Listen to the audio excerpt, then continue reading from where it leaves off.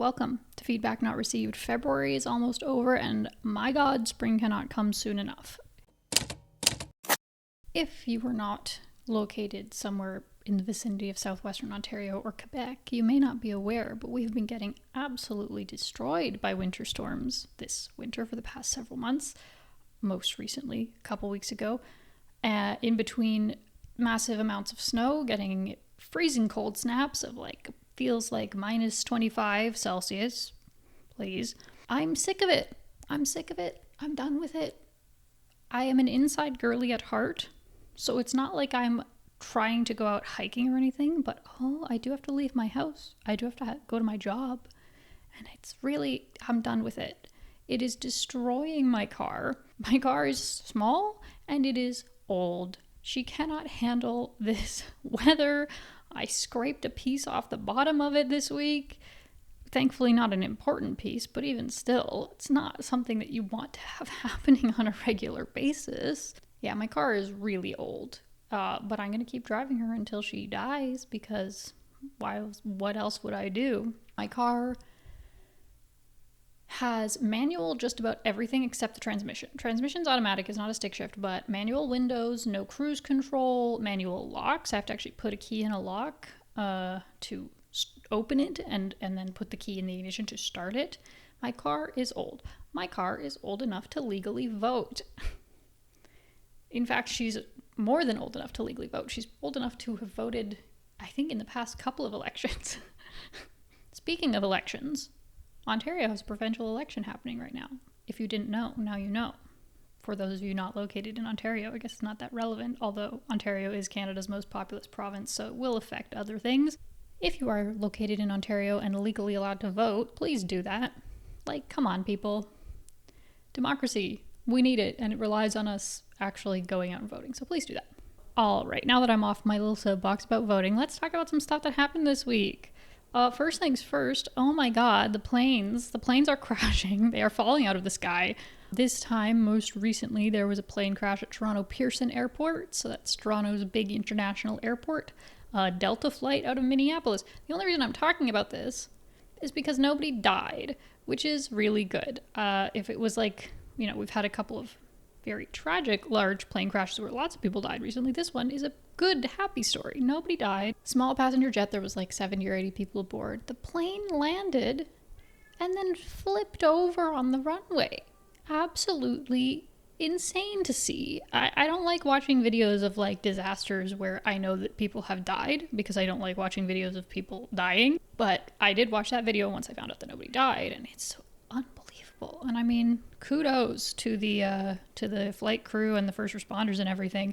There are videos of people on the plane as it's crashing who are taking videos, or there are videos of them evacuating that were taken by passengers, where it's in moments of panic, right? In situations like that, your brain kind of shuts off. So some people's brains had the instinct of time to start filming. Something crazy's happening. Time to start filming. Similarly, I saw there were some people who were evacuating with their luggage. Now, obviously, can't speak to everybody's individual motivations, but I definitely saw some folks online being they're holding up the evacuation, selfish people, da-da-da-da.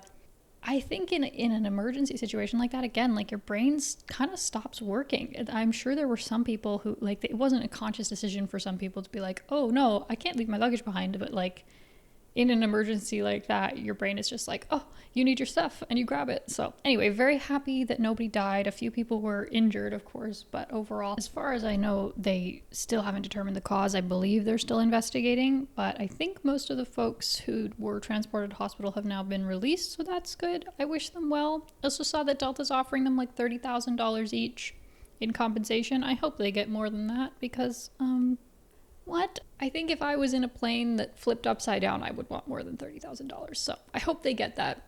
And best wishes to all of them. My God. But it makes one nervous. It really does make one nervous. I'm not a nervous... Well, I used to never get nervous on planes. I was totally fine. Just would sleep the whole time.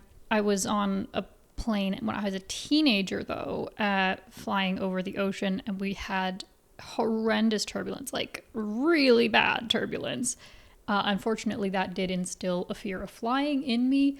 Not like an intense fear of like where it's going to stop me from traveling, but I don't like it. And I find it almost impossible to sleep on planes now. Anyway, all that to say, yeah, it makes one a little nervous, I will say. Although realistically, aviation, like air travel is still incredibly safe. But like, oh my God.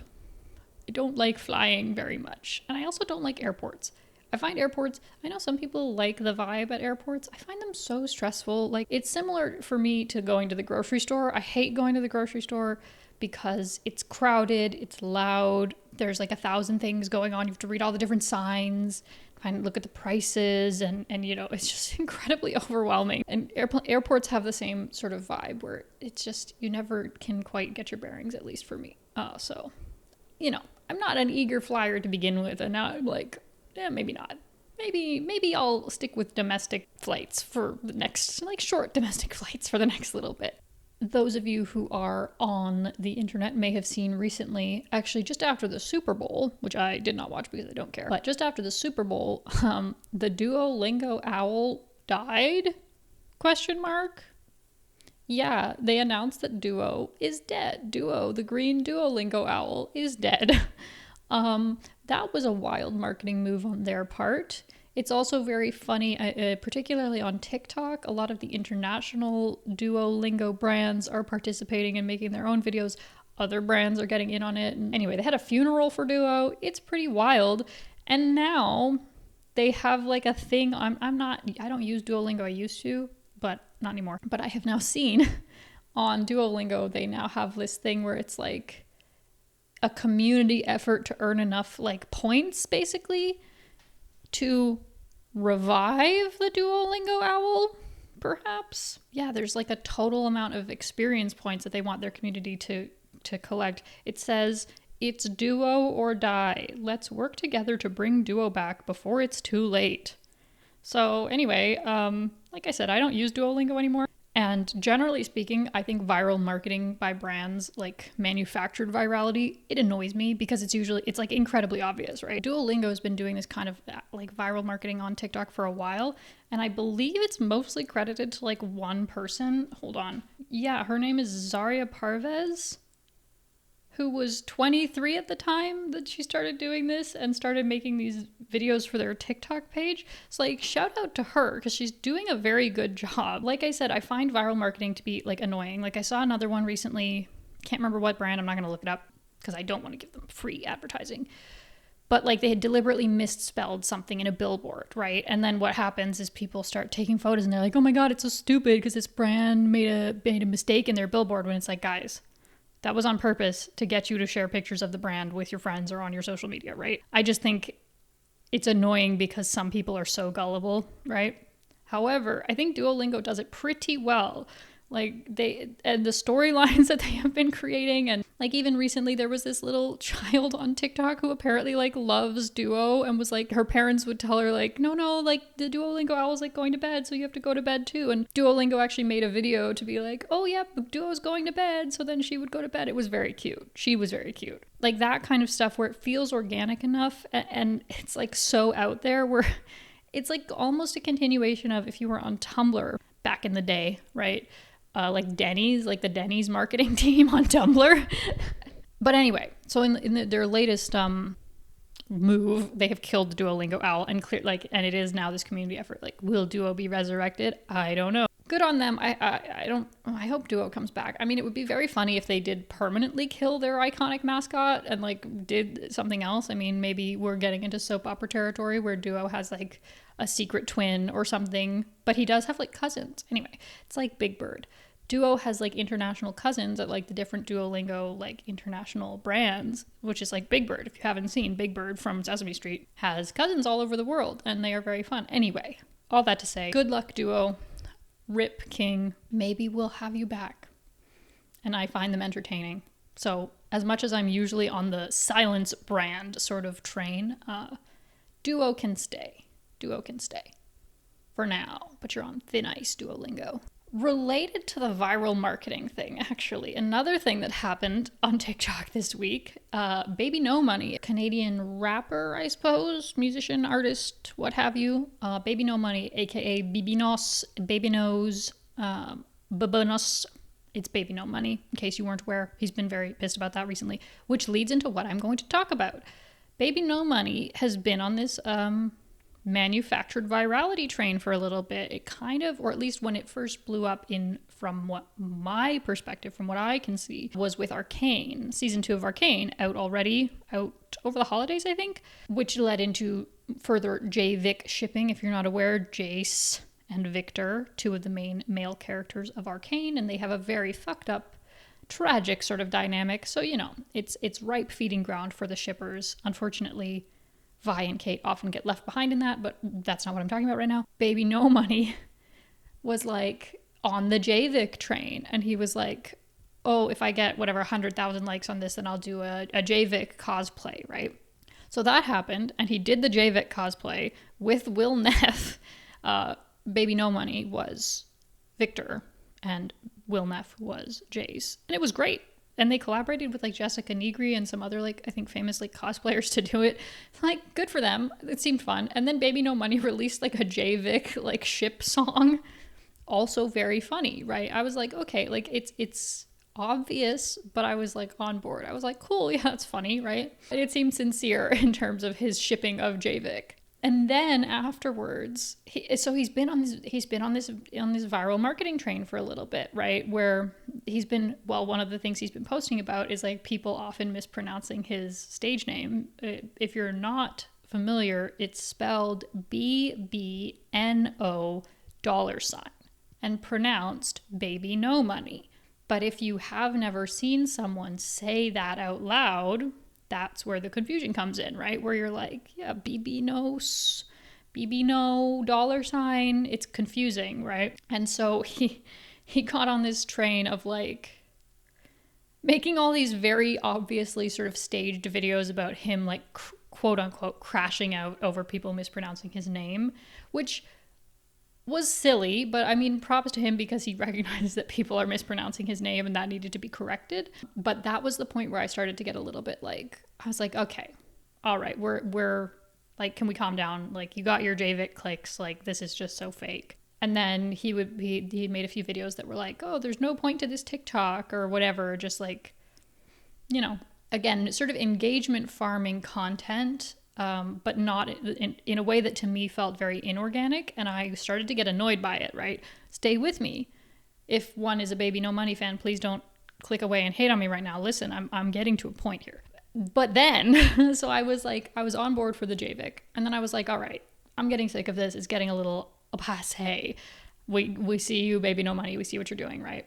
You're just trying to like get your clicks. And then I think he made a video that was like, oh, if this gets a certain number of likes, he would do a Sonic cosplay, maybe. I can't remember. And then he made one that was like, oh, if this gets 100,000 likes, he'll do a Hatsune Miku cosplay. That was the point that I started to circle back around where I was like, at first I was annoyed because it was so like very blatant. And now I'm like, I think it's funny. It circled back around to being funny to me where it's like very self-aware sort of. And then I was like, well, hell yeah, I want to see Baby No Money do a Hatsune Miku cosplay because that's fun as hell, right? I think this was where I sort of circled back around to liking it, was everybody constantly on the internet is engagement farming, right? Most people, or a lot of people, are engagement farming with like hateful content or with like blatant misinformation or misleading content or content that's designed to make you feel insecure or make you feel like you need a certain product to make your life better, right? That's what a lot of engagement farming online is doing. It's playing on negative emotions and like shaming people kind of. Baby No Money is out here engagement farming with just like fun shit that one can do when one has a bunch of money and time, basically, and knows cosplayers who can sort of facilitate that. And so that's when I was like, all right, Baby No Money, I'm back on your side, because at least it's fun. At least you're engagement farming with stuff that's like silly and enjoyable and can get people hype instead of getting people angry and hating, right? So I was fully on board for the Baby No Money Hatsune Miku cosplay, which did drop this Thursday. I think it was Thursday. And it's fantastic. and it's everything I would have wanted, right? He collaborated with Jessica Negri and a few other folks, also Iron Mouse from Twitch, to like put the cosplay together, and it was wonderful, and he looks great, right? I'm very glad Iron Mouse was there. It's very funny. If you don't know Iron Mouse, she's a VTuber, so she's just she has a little like puppet rig icon, so she doesn't show her face on camera. So Iron Mouse was there as an adult man holding a screen with Iron Mouse on the screen, but she was there, and it was iconic. And you know what? So the whole reason he was doing this is because he released a new song also at this time. It is out now, I think. So obviously this was all viral marketing promotion for his new song, which it's actually kind of a banger, I will say. It's a good song. I would like it. I enjoy it. And it made even better by the fun Hatsune Miku cosplay. So that's the kind of viral marketing I want to see. Like Duolingo, it's like, I respect it, right? Because Duolingo is doing something very funny, and Baby No Money is doing stuff that like is, like I said, more positive in nature, I suppose. So, you know, hey, Baby No Money, I know you were waiting for my personal approval, and now you have it. Keep doing what you're doing, King. If Baby No Money's coming up with these ideas himself, he's doing a very good job, because it's working, right? It's getting the engagement. And if he has a PR person or like a social media manager or someone else who's like giving him these ideas, I hope they're getting paid well, because I think they are doing their job very well. But I was thinking, I was like, okay, if it was me, if I was Baby No Money's social media manager or brand manager or whatever, if I was the person giving him ideas for his viral marketing, what would be the next thing, right? He's done the Javik cosplay, which was timely because of Arcane. He's done Hatsune Miku, which is not timely and relevant. It's relevant sort of to the song, and it's also, you're playing on that nostalgia or like fondness that like I think every human who knows about Hatsune Miku probably has for Hatsune Miku, right? Like everybody knows her. She is an icon. She's a legend. She is the moment. So even though like there's nothing specifically happening with Hatsune Miku right now, by playing on that, you are like targeting something that people are going to want to see. So then I was like, okay, what would be the next thing, right? What would be the next cosplay or thing I would want to see Baby No Money like do to like, for whatever the next thing would be. Oh, the other very funny thing is that Baby No Money in Hatsune Miku cosplay, Baby No Miku. So in order for like, so the Javik cosplay was Javik because obviously it's Jason Victor. This was Baby No Miku because he's Baby No Money Hatsune Miku cosplay. So whatever the next thing is, I feel like it has to be something that like, again, like similarly sort of that can be branded, right? I don't know, like, you know what it should be? This one I'll give you for free. Baby No Money, if you are listening, you should do this. You should listen to me. Furry. He needs a fursona. And like he needs to buy one of those ridiculously expensive fursuits. Listen, I'm not a furry, okay? But if you've been on the internet as long as I have, been in fandom spaces as long as I have, anybody who has had this same experience knows about furries. It's impossible to be on the internet this long and not have some like osmosis absorbed knowledge about furries. So don't come for me, all right? Plus, their furries are just enjoying themselves. Leave them alone. Yeah, Baby No Money furry. What would it be called? Furry No Money? Furry No Money. 100%. 100%. There's not even a point in brainstorming further ones. Furry No Money. Yep. He needs one of those ridiculously expensive fursuits, like custom made. You could make so many videos about it, right? Because it would be like, you start from the beginning, right? You have to design the fursona, which for those of you who apparently have been living under a rock, the fursona is your persona as a furry, okay? Get with the program. You need the fursona, so you need to find your inspiration. So he could have a whole bunch of, he could have voting. He could be like this video if you think my fursona should be a fox, and like this video if you think my fursona should be a dragon, or whatever, right? And then you're capitalizing on the furry market, because the furries have money, and they have money that they're willing to spend. This is also a universal truth of being on the internet. If you do furry art, even if you're not a furry yourself, you're gonna make bank, right? So capitalizing on the furry market, okay, getting their clicks, getting their engagement, getting their streams for the songs, getting their merch purchases, if that's a thing. I don't know if he has merch. Okay, so what should the fursona be? You could even be like, oh, like, guys, do you have any ideas? Like, send me, like, show me your Baby No Money furry fan art. Like, what should I be? Although you do get into dicey territory there if you're like using fans for like free labor, so be careful about that, Mr. No Money.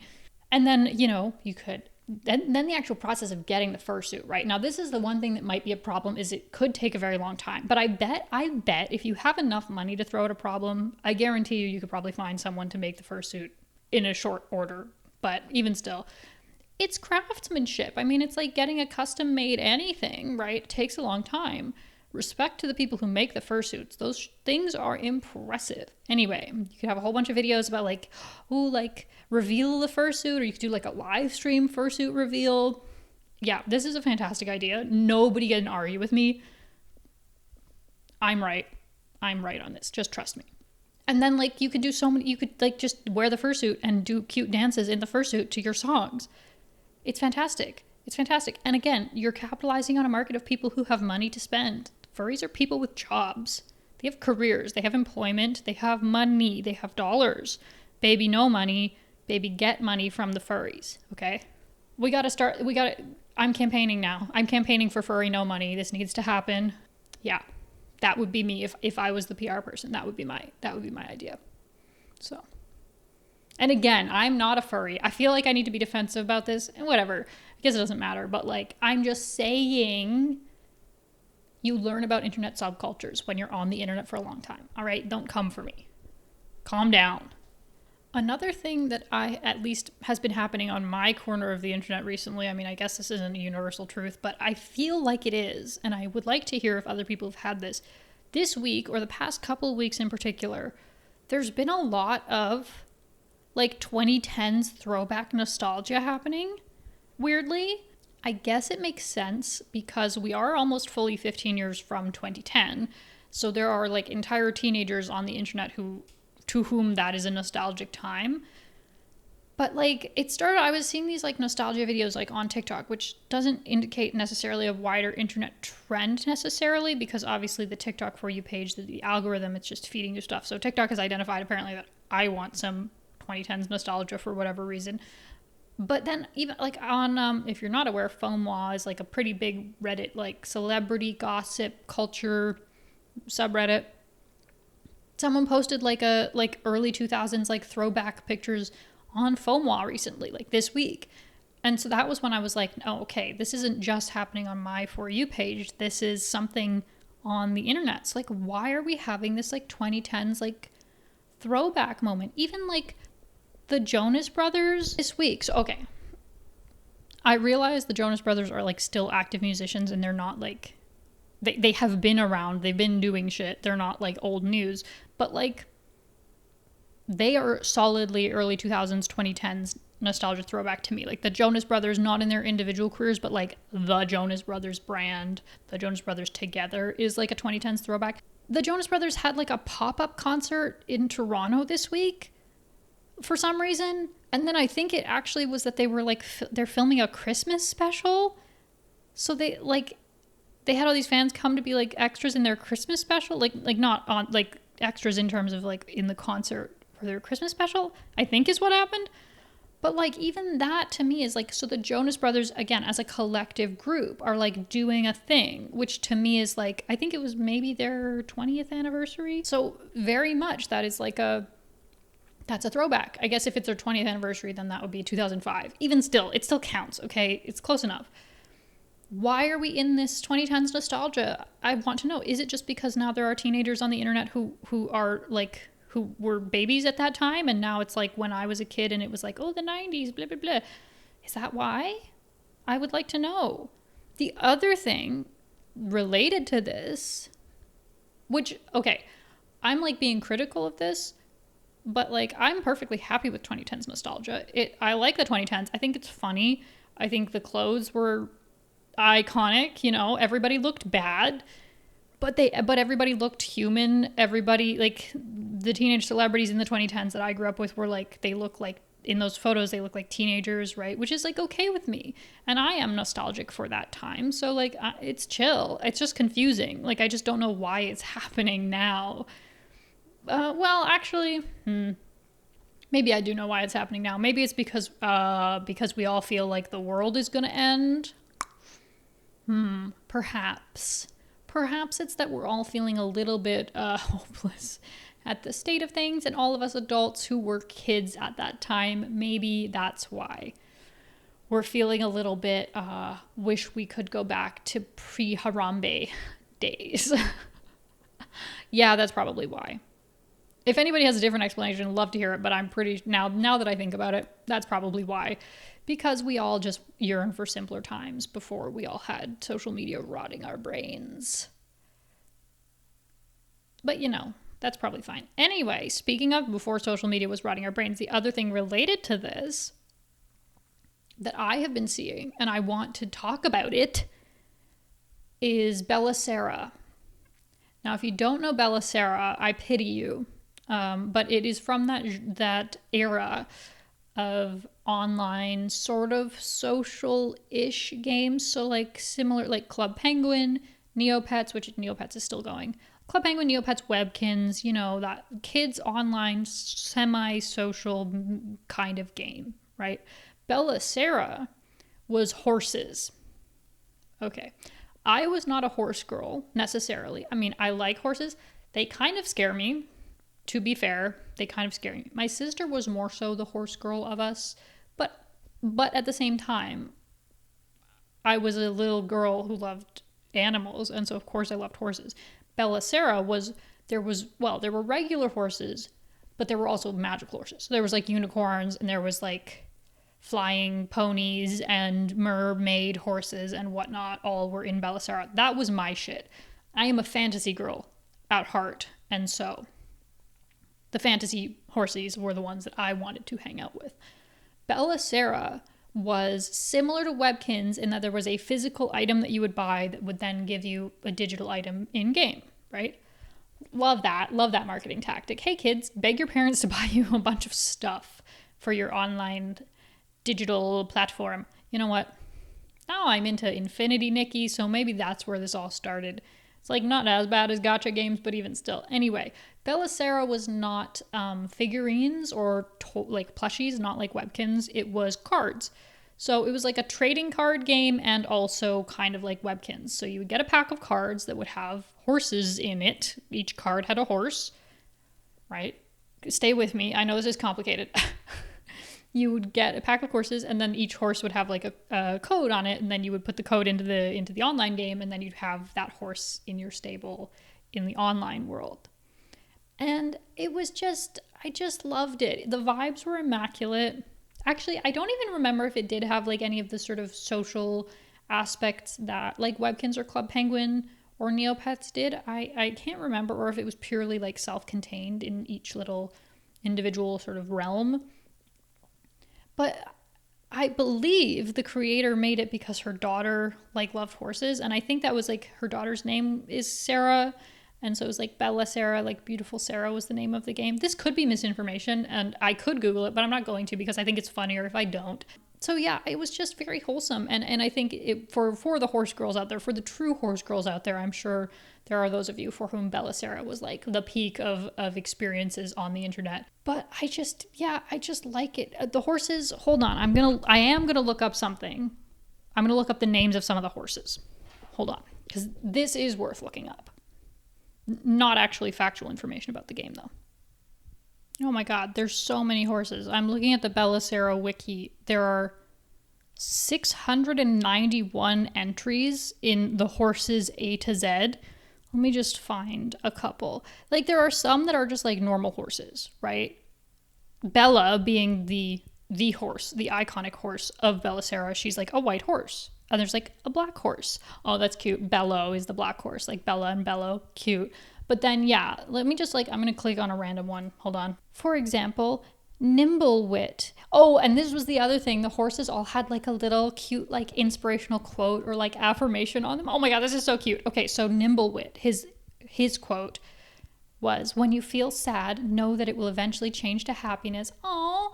And Nimblewit is a water elemental unicorn fairy horse who doesn't let sad times get them down. Instead, they look forward to future happy days. Nimblewit can breathe underwater, and their mane and tail fan out in a constant stream of water. So like that's what we're dealing with, okay? And that's like one of many beautiful, unique, magical horses with inspirational quotes to share with you, okay? Can we get rid of social media and go back to Belisara, please? And I think I saw someone mention you can actually still play Belisara. There's like an archived version of the site, which I love, and I probably will play. So for those of you who also played Club Penguin, oh my god, Club Penguin was also my shit when I was a kid. Club Penguin, when they shut down, I was personally devastated. I was no longer a child and no longer actively playing, but I still thought it was unfair that they shut down. But then Club Penguin got revamped, like fans took the code and just made it available, right? But then they tried to monetize it and then that got shut down. But now that there actually are still private Club Penguin servers, like fan-run servers that do exist. I have not looked into those personally because it's like a little too much work for me. But yeah, Club Penguin and Neopets and Belisara were my shit as a child. And so like that's the kind of nostalgia I'm very happy to see come back. Yeah, let's return to that. Let's go back to having cute horses with fun little quotes on them instead of like telling people to kill themselves on the internet. Just a thought. Just a thought to the woman who created Belisara, or to Sarah herself if you're out there. I love you. I hope they're not like problematic. I hope that I'm not canceling myself by liking Belisara. Anyway, it's just fun. It's just fun. I love it. It's like Pokemon cards. I was not a Pokemon card girly. I have never been a trading card game. I guess technically, maybe Belisara was technically a trading card game, but not really. I've never been into Magic the Gathering or Pokemon trading card game, but to the people that are, like, respect. I love the idea of having pretty little pictures of the Pokemon that I like. Specifically Snivy, who is my favorite Pokemon of all time. Yeah, the idea of having cards with cute little art on them is very appealing. And so maybe that's why I like Belisara, because it didn't come with the pressures of like an actual trading card game. It was just like, oh, horses, yay. I think we've moved, as a culture, apparently we've moved past 90s nostalgia and into early 2000s, no, not early 2000s, like 2010s nostalgia even. So that's fun. I mean, technically the 90s... We're not quite there yet, but when something is over 40 years old, technically that makes it vintage. Like if you're looking at clothing, like 40 plus years, or wait, no, that might be wrong. It might be 20. Hold on. I was mistaken. It's not 40 years. I thought 40 years made something vintage. No. It's 20 years. Clothes from the 90s are even past being vintage now. The 90s are officially vintage. The 90s have been vintage since 2010. In fact, in 5 years, the 2010s will be vintage. Holy shit. Guys, how do we feel about that? So that's why we're in this, I guess. Like, it's the time period, and also I think we're all just like dying inside a little bit at all times. So anyway, if you want to cheer yourself up and in these dark times, maybe go look at Belisara horses. There's 691 of them on the wiki. You can look at all of them and get all their little inspirational quotes. Maybe it'll make you feel better. Maybe none of us would be mentally ill if we just played Belisara. It's just a thought. It's just a thought. Okay. Now, I know I just spent several minutes talking about things that make me feel better. And now I'm going to change gears. Well, maybe this will make you feel better. If you haven't heard, there's an asteroid hurtling towards Earth. It's slated to arrive in 2032. Asteroid coming to a planet near us in 2032. Asteroid 2024 YR4. This is also something that's been consistently updating this week because the probability of this asteroid actually hitting Earth keeps changing. In fact, it kept going up. So it was like 1.5% on Wednesday. I think on Tuesday they were estimating something around like a 3% chance that it would hit Earth, right? Now it seems like it's lower, like below a 1% chance is the current estimate, but it keeps changing. And honestly, at first I was like I'm not worried about this asteroid. If it's like, a 1% chance or whatever, okay, well, whatever. And like a less than 1% chance, which it apparently is at now, yeah. Once it got up to like 3%, I was like, actually, should we be concerned? And then people are like, oh, why does it keep changing? And this is, okay.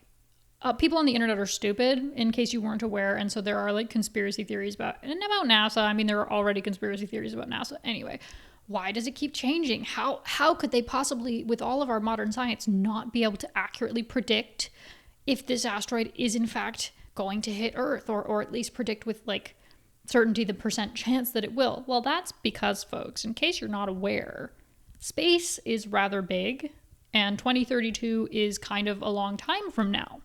And things in space moving quickly have a high chance of maybe hitting other things and going off course or being disrupted in some other way, right? Like I don't know what people making this like extra complicated. It's like there's a lot of reasons that something in space might not go on the course. Like, yeah, sure, if all things equal, I'm sure NASA or scientists or anyone who can do math could run a calculation and be like, oh yes, if this is the like orbit and then this is the speed and then this is where Earth will be, then yeah, we know exactly what the path's going to be. But that's in isolation, right? But obviously there's like natural factors that affect this sort of thing. If you're one of those people, you're stupid. So please stop talking about it on the internet. Anywho, as it gets closer to Earth and as they get more as they're more able to see it, they'll be more able to accurately predict and more certainly predict the percent chance of an asteroid actually hitting Earth. That would suck, admittedly, if an asteroid hits Earth in 2032. If you haven't seen Don't Look Up, it does feel a little bit like we are living in that timeline, especially given some of the anti-science attitudes that are persisting and being increased at the moment.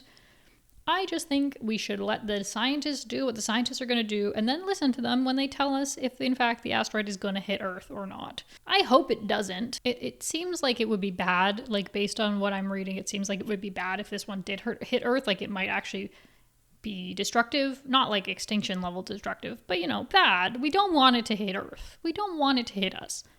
I don't think it's going to. And we have 7 years until it theoretically is going to arrive. Anyway, if you're out there, asteroid, hello, please don't hit Earth.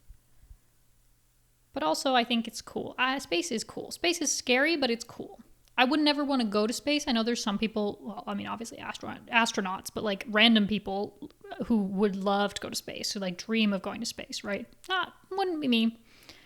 I am fascinated by the deep ocean, which is, I think, in terms of inaccessibility, in terms of its unknowableness to humans, is similar to outer space, right? Like, obviously they're very different environments, but you know what I mean. I love the deep ocean. I find space fascinating, but I love the deep ocean. I love all the weird, freaky little creatures down there in the ocean. I still wouldn't want to go there, though, because it's dark and cold and you'll get crushed to death, as we discovered relatively recently. But I definitely don't want to go to space. If I had to choose, if you were like, you have to go to one of two incredibly inhospitable environments and live there, I would choose to live in the deep ocean over living in outer space. I don't want to live on Mars. I don't want to live in space. I don't want to be in a rocket ship.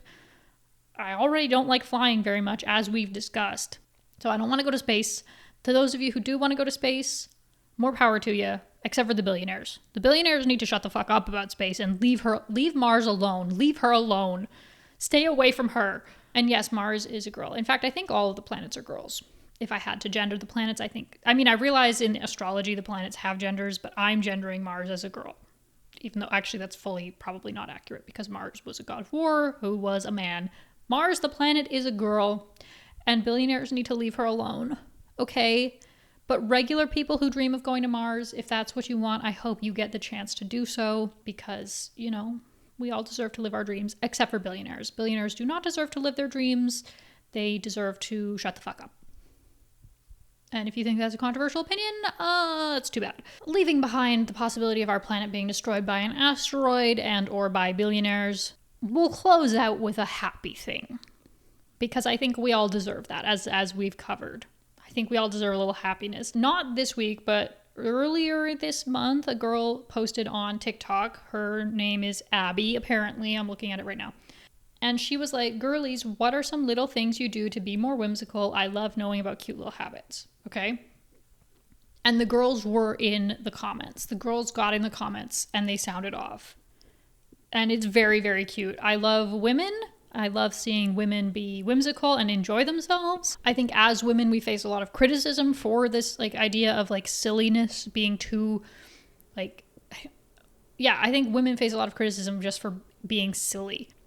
And I don't mean that in a judgment of intelligence sort of way, right? I have a master's degree and I can be silly and it's fun, and silly and whimsical is fun to be, but women will often face misogyny for these things. So anyway, I love to see the girls enjoying their whimsy, okay? Some of the comments, someone said, I paint on the shells of garden snails so I know when I have a repeat visitor. I yell guards whenever a negative thought comes up. I say, may I take your coats while I'm peeling garlic? If I have a big scary day ahead of me, I look at the front door and wave at my future self to give me courage. I wave back when I get home and say, we did it. I had one really great memorable day a couple years ago, and now that's my anniversary to myself. So every year on that day, I treat myself, and it's my new fave day. Oh. When I feed my dog, I say the usual, and when he's done, I say, how was everything this evening? This is my shit. This is what I'm talking about, okay? We need more of this. I'm crying. Ugh. And here I thought I was a whimsical girl. I have I have a Kuromi keychain. I have a cinema roll lamp in my office. And I was like, haha, I'm so whimsical. To be fair, though, all my coworkers are like full adults who are mostly over 40 and like married with children. So in my workplace, having a cinema roll lamp and a Kuromi keychain does in fact count as whimsical comparatively. No judgment on my coworkers, by the way, but those things I was like, haha, I'm such a whimsical girly. These women on TikTok, these women in the comments, they are living the true level of whimsy that I think we should all aspire to, right? And I love when women. And what more needs to be said? Keep doing what you're doing. Thank you to the girl who posted that TikTok because it's giving us all so much good, feel-good content. I hope the asteroid is a whimsical girl and chooses not to hit Earth. I'm sure there are other things that have happened this week that I have not paid attention to, but I'm only one person and can only do so much. Those are the things that I wanted to talk about, and I'm the one with the microphone, so now what? And now I'm done. Thanks for listening. Bye!